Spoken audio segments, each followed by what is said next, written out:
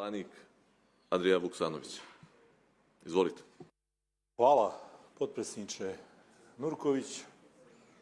Inderuari non krijetar Zotri Ćiljošaj sa suradnicom, dame i gospodo, naravno da smo svi svjesni da je ovaj zakon o potvrđivanju akata Svjetskog poštanskog saveza dio naše EU agende i mislim da nema nikog u ovoj sali ko neće pružiti podršku ovom prijedlogu, jer to je dio uostalom i naših obaveza i potrebe da i na ovaj način jedan važan segment u funkcioniranju naših građana, kakva je poštanska djelatnost, integriramo i već sad anticipiramo za ono kada budemo i formalno članica EU. Sigurno je da postoji potreba za moderniziranjem poštanske djelatnosti i sigurno je da postoji još puno toga što treba uraditi, a i u svjetlu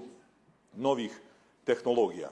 I Hrvatska građanska inicijativa će podržati ovaj zakonski prijedlog i na taj način dati svoj doprinos i s ovog mjesta našoj EU integraciji.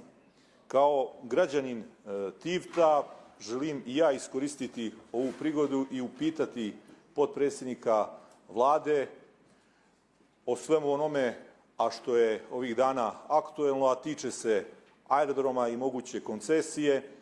Podsjetit ću da Hrvatska građanska inicijativa, koja je bila dio i vlasti do 2020.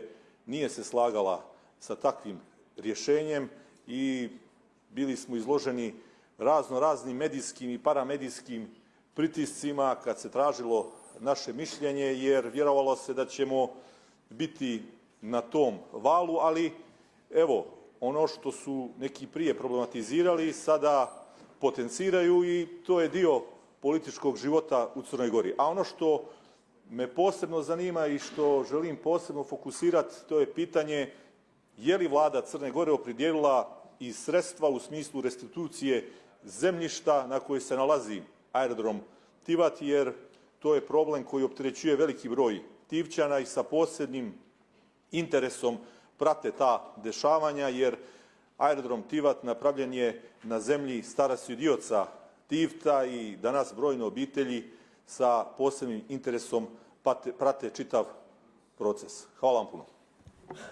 Hvala, poslaniče Vuksanović.